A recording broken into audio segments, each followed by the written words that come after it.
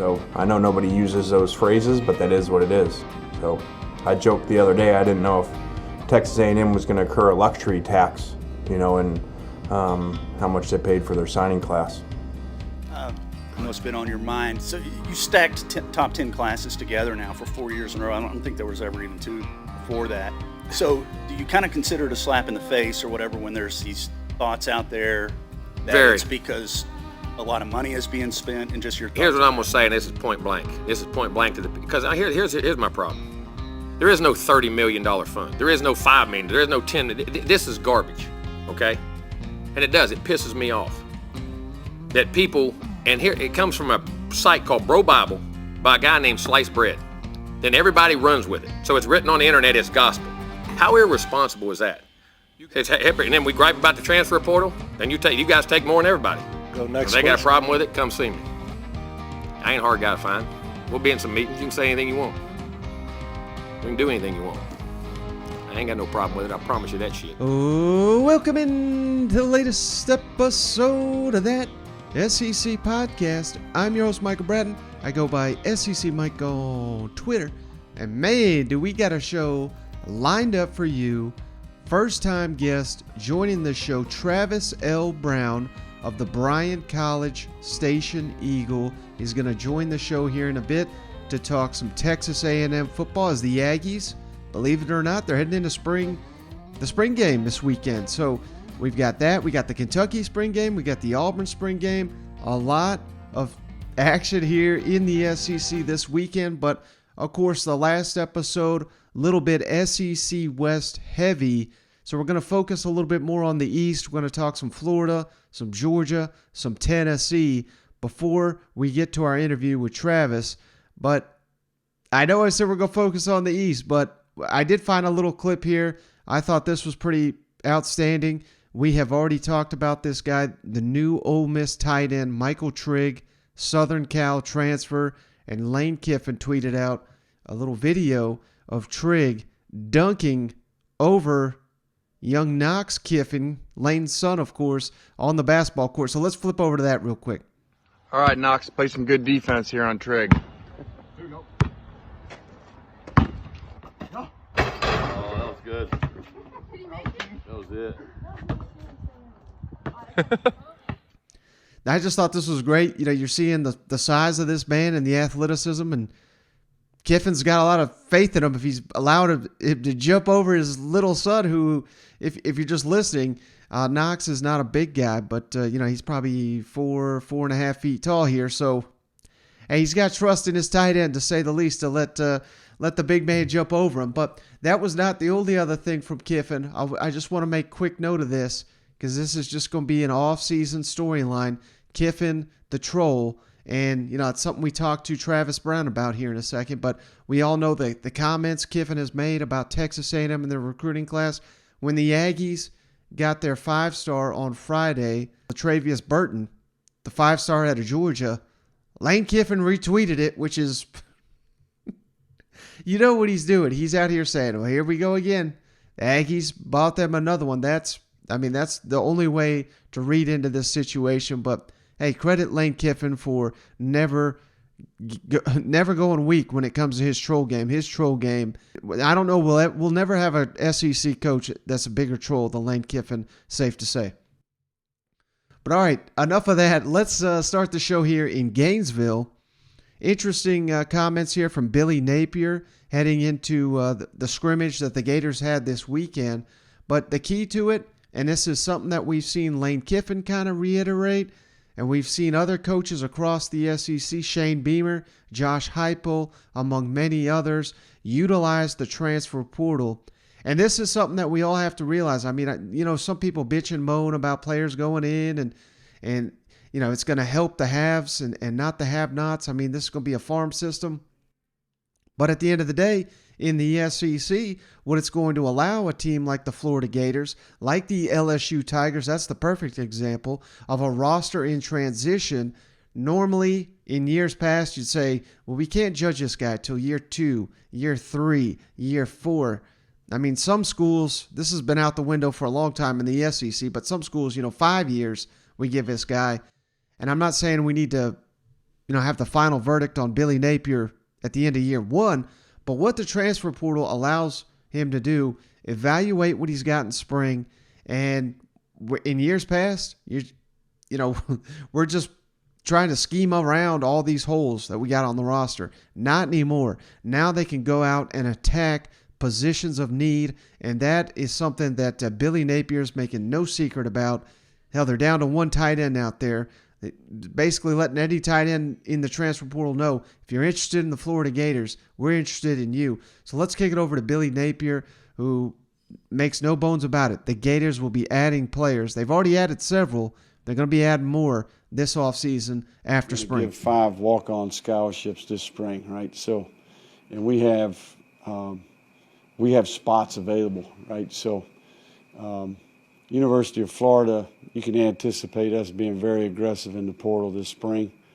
We need players, and I think the approach is going to be,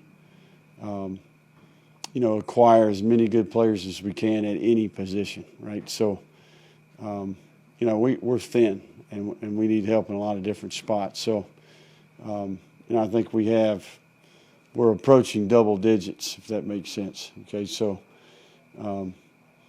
I think it's fortunate that we have that opportunity, right? It's something I'm very thankful for. Hey, if I'm a Gator fan, I love this because our coach, he's so meticulous. We don't necessarily want to call it the process because I think Nick Saban, they've got the patent on that right now. But, hey, Billy Napier went through it. He knows what it's about. He's going day by day trying to make this the best program it can be immediately on the field next season, and it's not there yet. So, hey, spring, this is what it's going to start becoming. This is the perfect evaluation to figure out where we're at. And again, we got to remember here, we're in early April. May 1 is the deadline this is a new thing for players to go into the transfer portal, and they've got to, I don't know if they've got to announce where they're going by May 1, but I believe they've got to be in the portal by May 1. So by the end of spring, we're probably going to see a lot more guys enter the transfer portal, and a lot of these SEC schools like the Florida Gators who are out here advertising that they are in the market. They need help. They need players.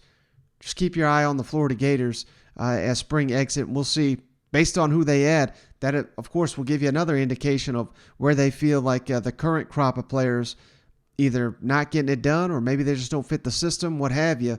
But that'll be something to monitor in Gainesville. But, of course, the Gators are only going to go as far this season. I don't care who they add in the transfer portal unless Bryce Young jumps in the portal or something like that.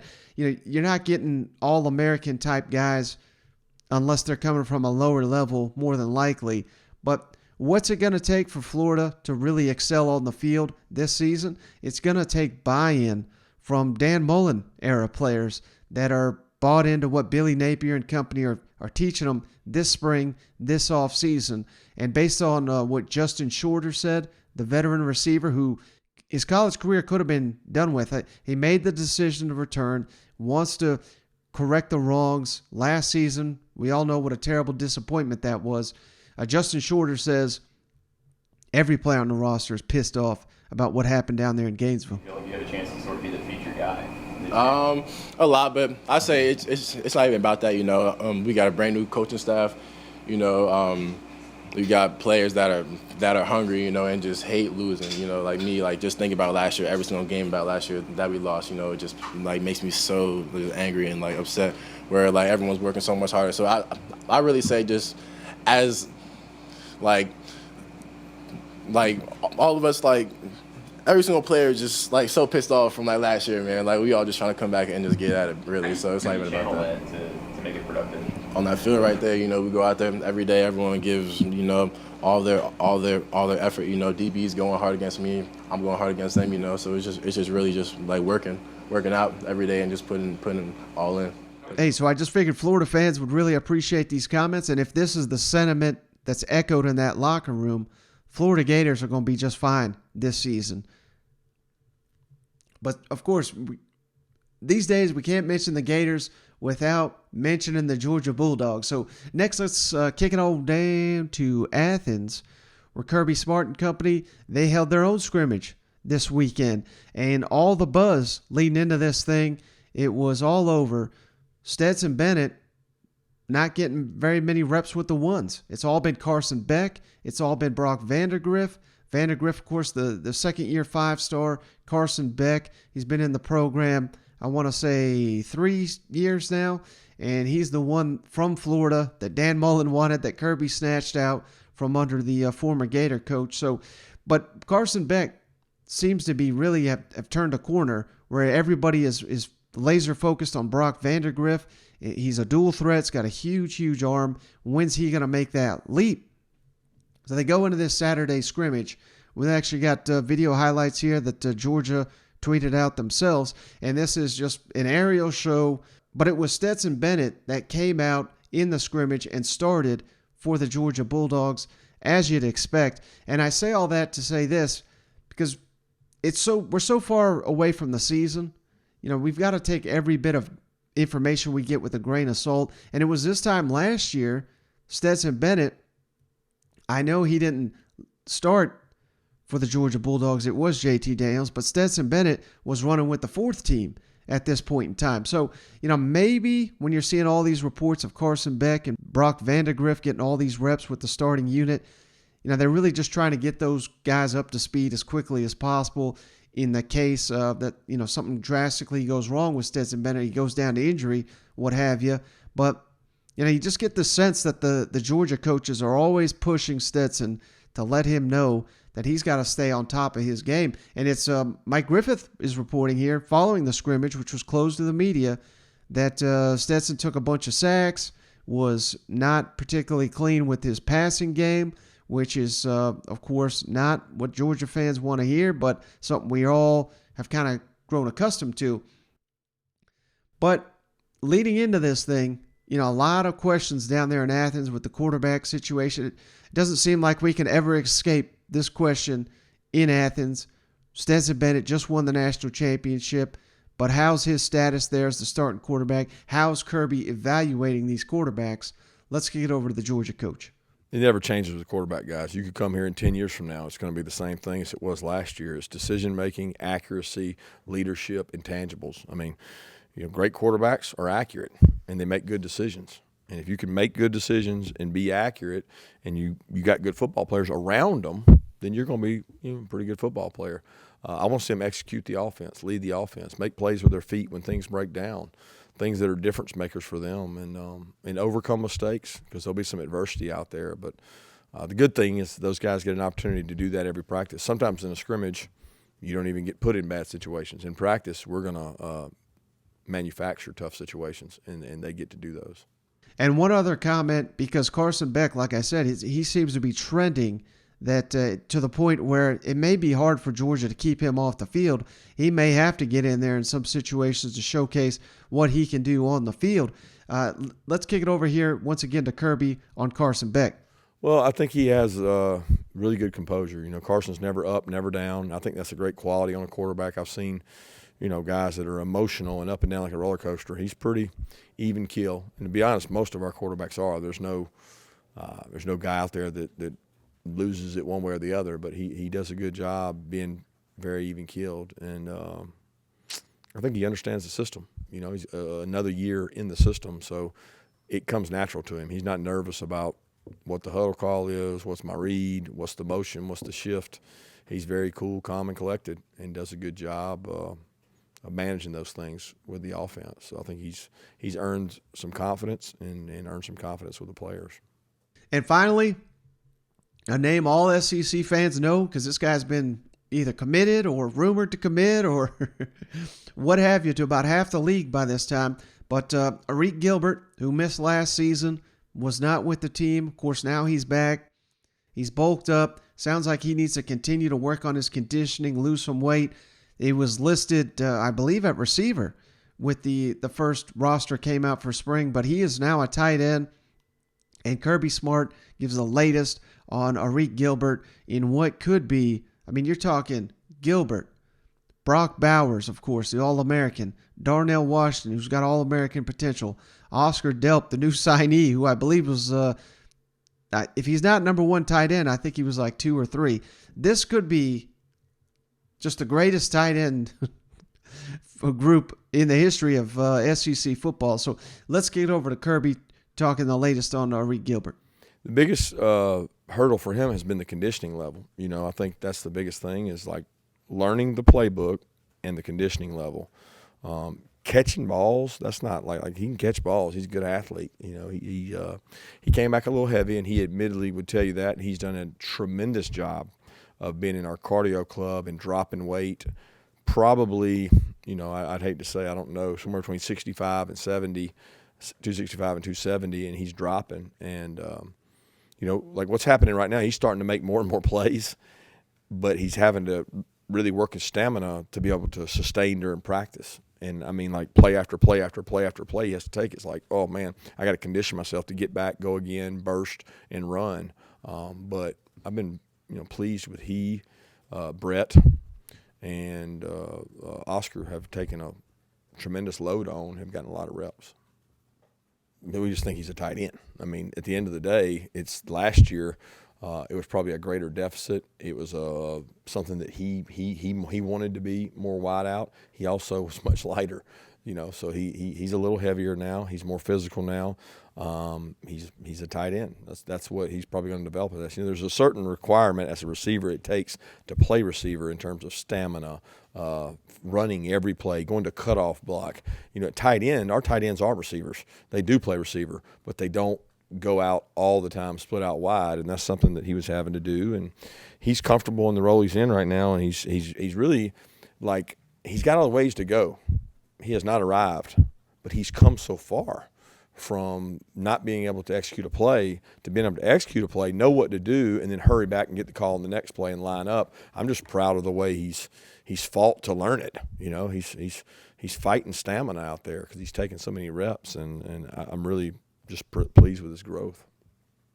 And make no mistake, hey, with Todd Monken, who he did an outstanding job. I don't know how he was not a semifinalist for the Broyles Award given to the nation's top assistant coach. I know the defense overshadowed everything the offense did last year, but Georgia had one hell of an efficient offense.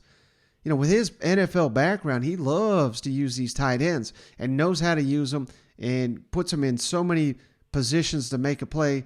Hell, we all know what Brock Bowers did last season, and Darnell Washington, he didn't catch a ton of balls, but he made his presence felt on the field for the Bulldogs.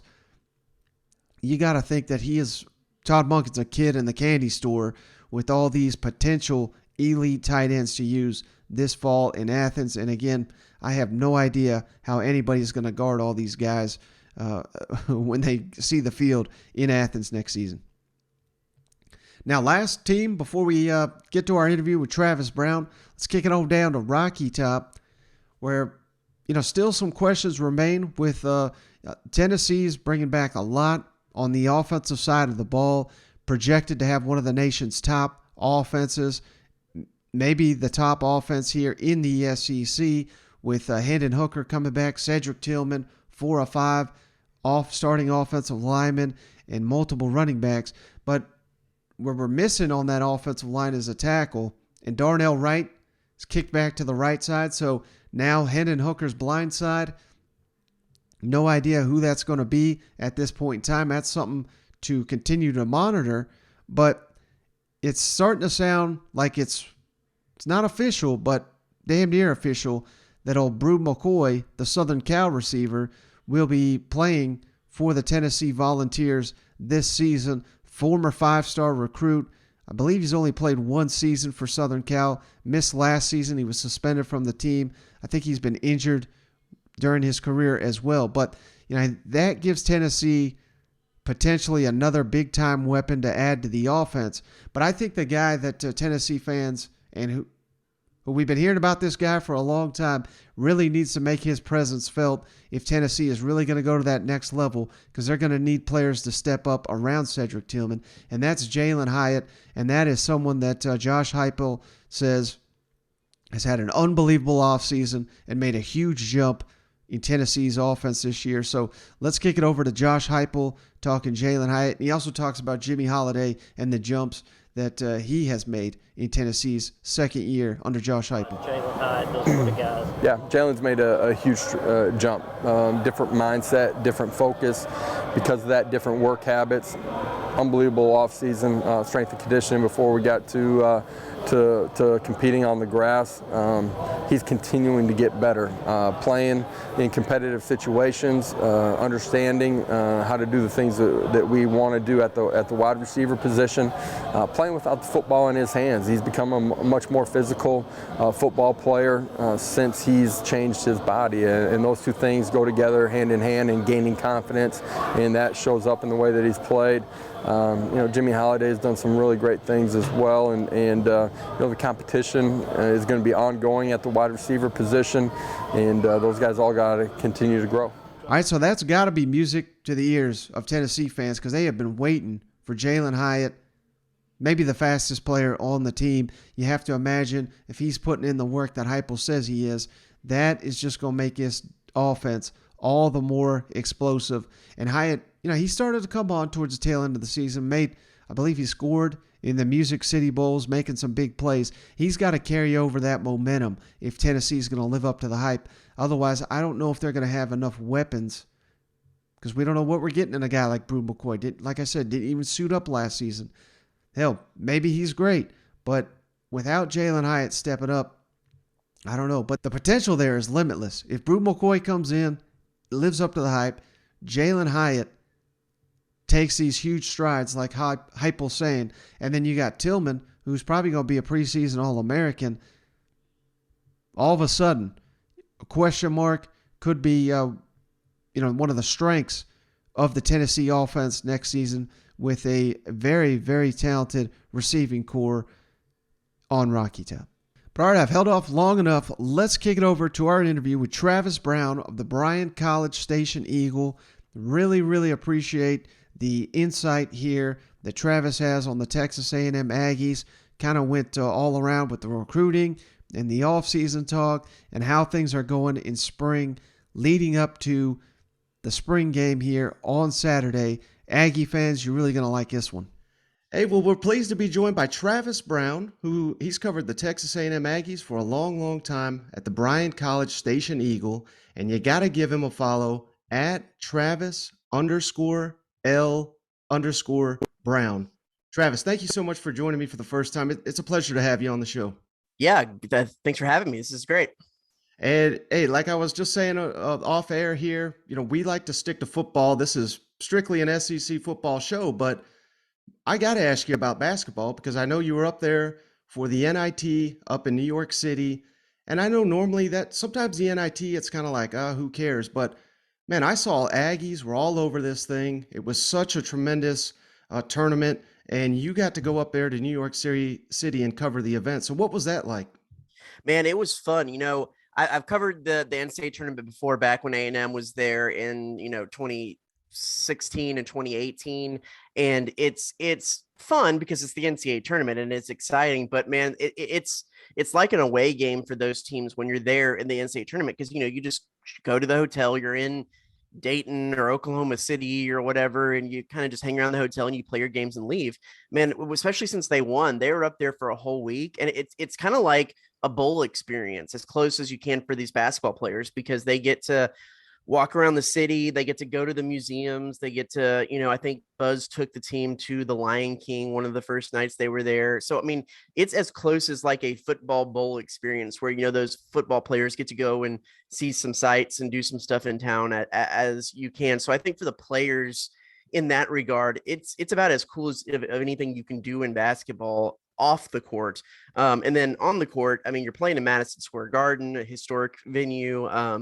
It's cool. It's cooler than I thought it was. I think, like you said, there's a little bit of a stigma with the NIT because it is kind of the consolation tournament, but from the experience realm, getting to go and do all that as a player, I think it's awesome. And then to tie it back into football again, when you make a long run in the NIT, especially with a young team like A&M has, it's like bowl practice. I mean, they get to be on the court practicing, being together, building the building blocks for next season longer than I mean, if you compare it to the NCAA tournament, they're getting to do that as long as any team that makes it to the Final Four, because there was really only the Final Four left besides the NIT finals. So yeah, great experience for everyone. And I think it is, I mean, you look at the the tenures of coaches, a lot of times the NIT is a springboard into a run for years to come in the NCAA tournament. And so I think that's what Aggie fans are hoping this will be. Yeah, and maybe I shouldn't have been so surprised because we all know how passionate that A&M fan base is. But I mean, the fans were out, and like I said, they were celebrating the deep run into the NIT all the way, literally to a basket went in and out, could have won the championship. But next season, hopefully Buzz Williams and company back in the postseason in the NCAA tournament. But hey, I got to ask you about the tournament that the Aggies have yet to been to, and that's of course the college football playoff. Ever so close in 2020. What's your thoughts on all this preseason expectation, Travis? I'm sure you've seen it because you cover this team on a daily basis. But a lot of people have the Aggies as a top 10 team. Some people have them as high as top 5. I know that's so far down the road, but do you think that kind of top 10 talk is warranted at this time for Jimbo Fisher and the Aggies?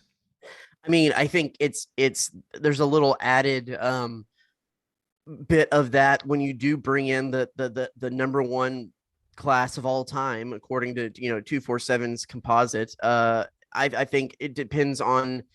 I think that they're getting those rankings based on potential, which I mean, I guess almost all preseason rankings are that, but especially this program, because they're going to have to rely on some of those 5-star freshmen to step right in and fill the role. And they're going to have to find a quarterback who is consistent. And I mean, they have the options with Haynes King and Max Johnson and the freshman Connor Wigman battling it out for that. But there is still a lot of question marks, but I think that they're not, well, I don't know who's going to fill this spot. It's who out of this large deck of options is going to fill these spots.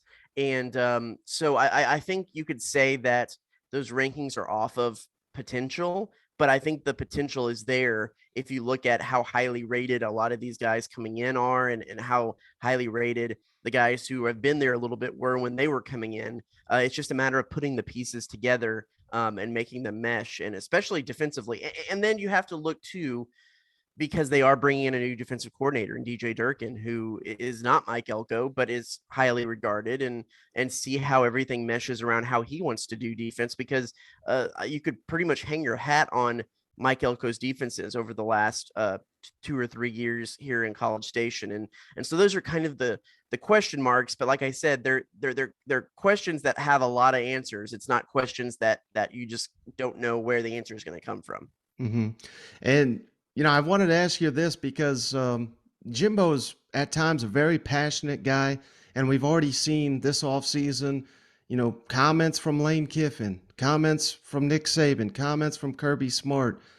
What's your read on just what covering the team and Jimbo and kind of his, particularly right after signing day? I mean, he came out here and was fire and brimstone, man, about people calling him out. And I know for a fact Jimbo, he works his butt off on recruiting. I mean, he's in the car, he's on the phone with the recruit, and that's just his lifestyle. That's the way you got to be if you're going to recruit in the SEC and you're going to haul in the number one class. So, do you think there is any some real animosity there, or is this maybe just some gamesmanship here?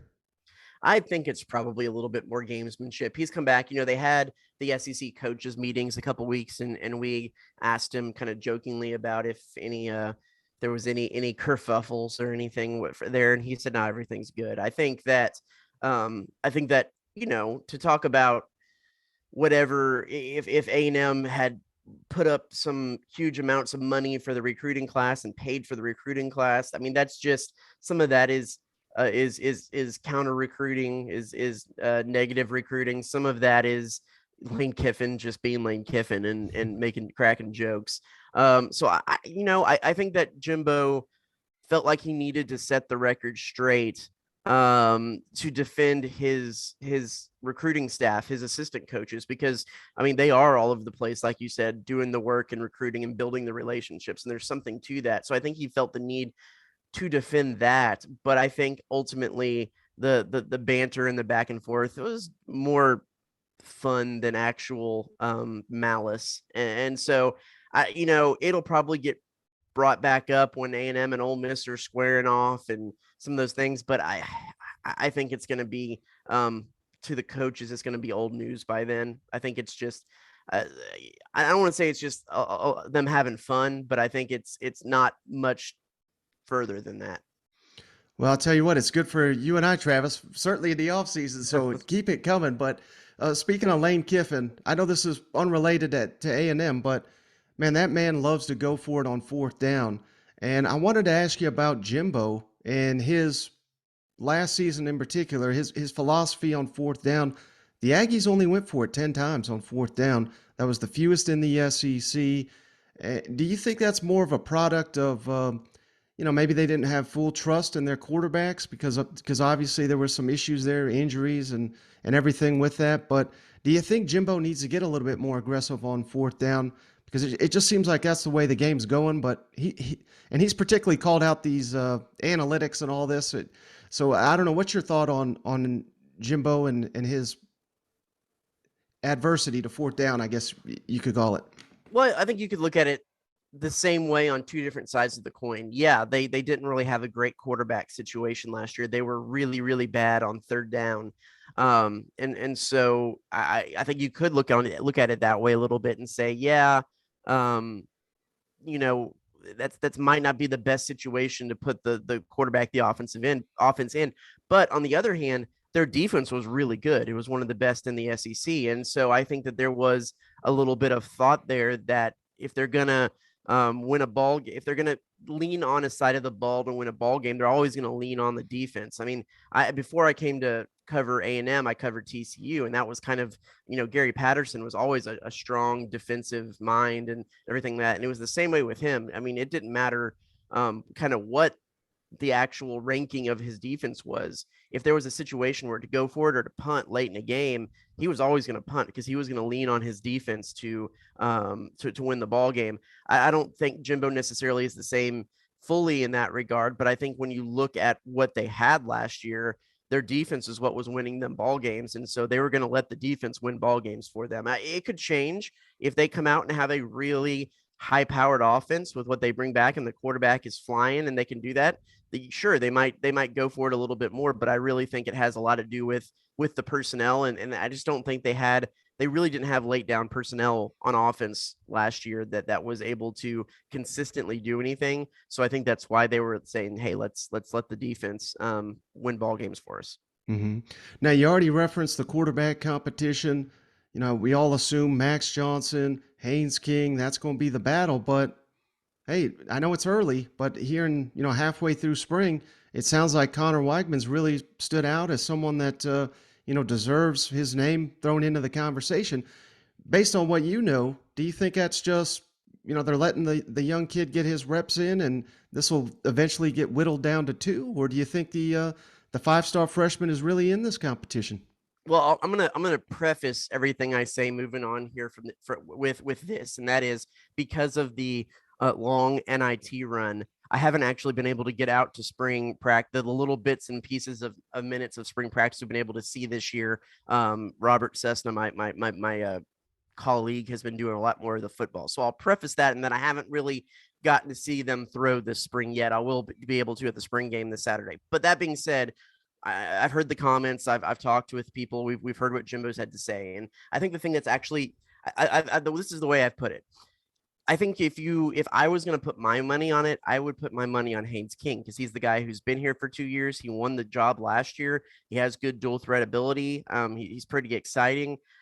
I would put my money on Haynes King. If I was betting your money, I'd bet on Connor Weigman because of the way that Jimbo has talked about him. I know there was a lot of conversation around the time that Quinn Ewers, the Ohio State quarterback who's transferred into Texas, was on the market about if Jimbo would be in the mix for that. And without mentioning Ewers, he himself kind of brought up around National Signing Day time the fact that Connor Weigman is his man. He thinks Connor Weigman was the best quarterback on the market in that class, compared to anybody. And he was high on Connor Weigman the whole time. That was his dude. And to have a college coach who most college coaches don't necessarily like to go out on a limb and put a lot of pressure on a freshman who hasn't actually done anything in college. That they'll say, they're big, they're strong, they're this or that, but they don't necessarily want to just put a lot on the shoulders. He's put a lot on Connor Wigman's shoulders so far as saying that he's his guy and he's going to be his guy. And so I think there's something to that.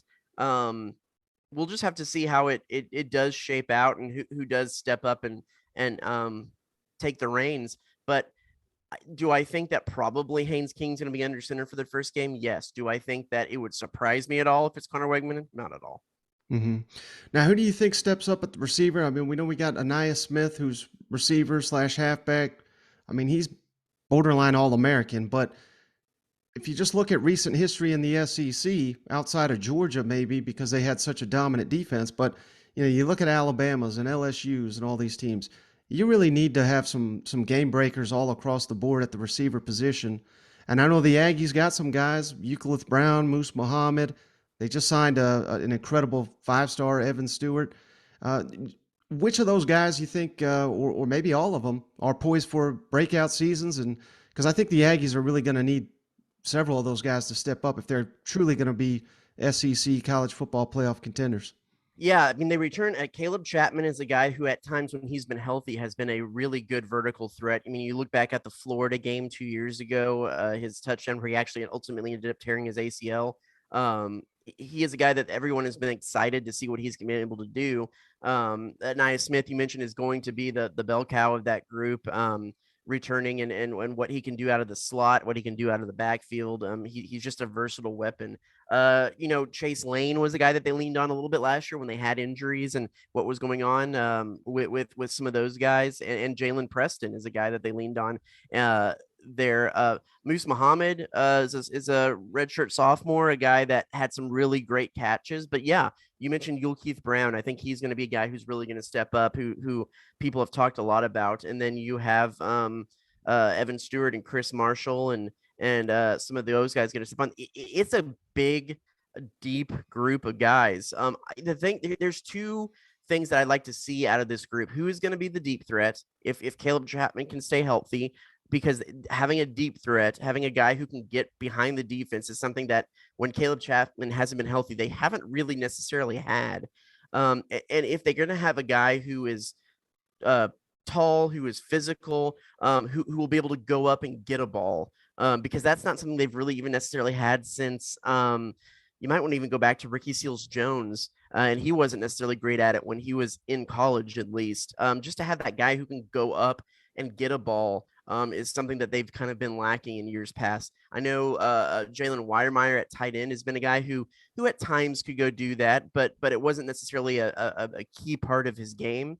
So yeah, those are the two things. I want to see the guy who is the breakaway guy, and I want to see the guy who is the high point guy, because those are two things that necessarily this team has been lacking. They've basically been a team of possession receivers who can break out and be those stars at those kind of roles.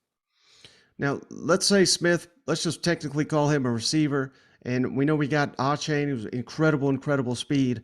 But in the SEC, you're going to need depth at running back, particularly the way Jimbo likes to run his system. So who's that next, number 2, number 3 running back for the Aggies this year with the great Spiller off to the NFL?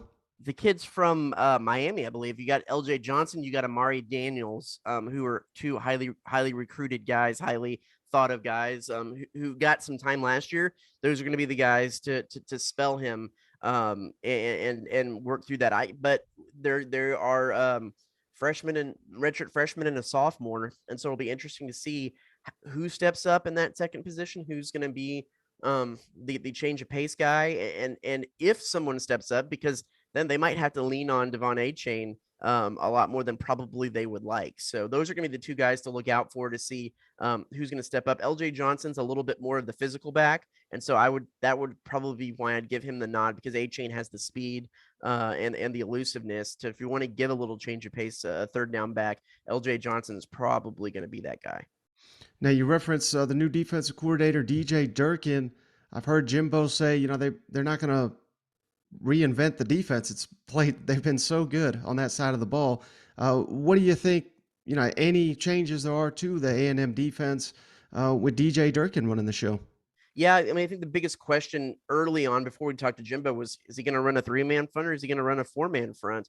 And Jimbo, like you said they're going to stick with that 4-man front. So I think it's going to be pretty close to what they've had in that basically a 4-2-5 or a 4-3 with a nickel back, with some nickel packages, whatever you kind of want to call it. But yeah, I think that what would seem like the biggest question mark is going to be the defensive line, because of course they lose Tyree Johnson, DeMarvin Leal, Jaden Peavy, Michael Clemens, all the starting 4, but they have a deep rotation there, and that's just going to get filled in with Shamar Turner in the middle, McKinley Jackson in the middle, Fahil Diggs is a guy, Jason Harris is a guy who can be at the defensive end. There's probably a little bit more question marks at the edge rushers than the middle of the field, because then behind that you've got Isaiah Rakes, who has some experience. You have Walter Nolan, the number 2 guy in the nation, who can step right in and probably is going to see times. And then you have they brought in, what was that? I believe it was 5-star defensive linemen in this class, and so Gabriel Brownlow, Dindy, Anthony Lucas, Shamar Stewart, N.I. White, any of those guys could step in at any time and see what they can do as a freshman. So while it seems like a big question mark losing 4 guys, man, they reloaded. They're not rebuilding there. And then just to kind of see what the linebacker situation looks like, because probably it's going to be Edrin Cooper, Chris Russell, guys who were rotating in. They lose Aaron Hansford, who is kind of the main guy there due to graduation. But yeah, I mean, again, you look across the board, it's a lot of reloading, not necessarily rebuilding, because most of the guys who are stepping in to positions where the guys that have left off are guys with a lot of experience. So just getting adjusted to those new roles. But the defense looks like, again, it's going to be one of the strengths of the program. Yeah, and the Aggies probably added another 5-star lineman since we've been on this call. But let me ask you about the secondary. Do you think it's going to be the best secondary that you've seen since you've been covering the Aggies? It's going to be up there. Yeah, because the secondary hasn't necessarily been some of the strong suits in the past 6 years or so. It's definitely going to be one of the most experienced secondaries.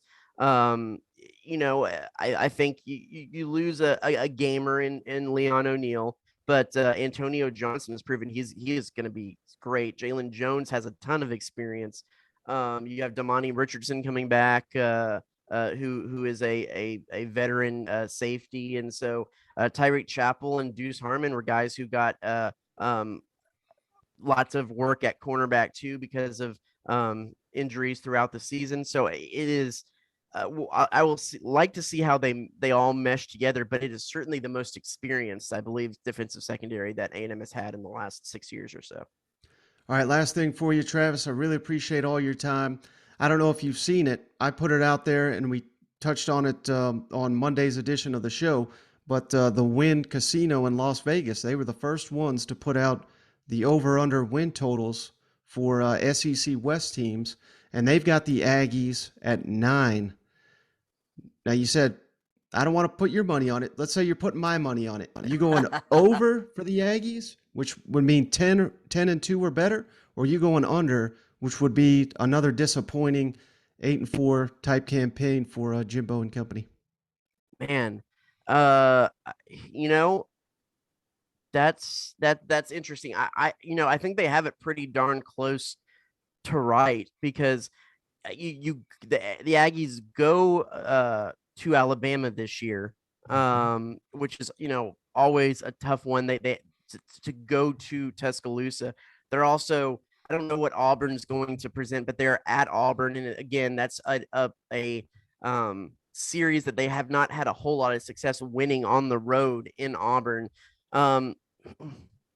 Yeah, I mean, I think 9 is about right, because I don't think I would put them beating Alabama this year. But I don't think that there's anyone else on the schedule that they necessarily couldn't beat. I think Ole Miss is an interesting one, but it's at home, and they have Florida at home, but that's a new head coach. I'm going to put it right at the push. I'm going to put it at 9, because I think that's about right.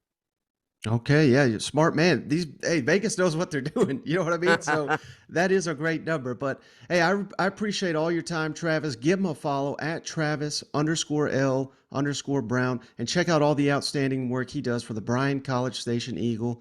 Thank you so much for dropping some A&M knowledge on us. You got it. Anytime, man. All right, so just want to say thanks for Travis for joining the show. Like I said, I mean, that was a terrific interview. I really appreciate his time. And don't forget to give him a follow at Travis_L_Brown on the Twitter machine. But that is going to wrap us up for today's episode of the show. We're going to have some more over-under betting lines in the SEC this time for the SEC East. Those are going to be coming up here soon. I was told Tuesday. We'll see if that happens. If it does, we'll try to break those down as soon as possible because it certainly seemed like a lot of you love the over-under talk for the SEC West team. So we're still on the lookout for the East. We've had a few listeners reach out to us for show topics, so we got ideas of flowing here for the offseason. Really appreciate it. Keep those coming. If you got a question for us, shoot it on over. We're happy to tackle it at some point in time here in the near future. And don't forget, as always, you made it this far, give us that 5-star written review on the Apple Podcast app. Or if you're an Android user, you can rate us on Spotify now. That also helps the show out. And if you do one of those reviews and you send it on over to that secpodcast@gmail.com, we'd be happy to send you a beer koozie free of charge just for doing that. But that's going to do it for this episode. We'll catch you on the next one.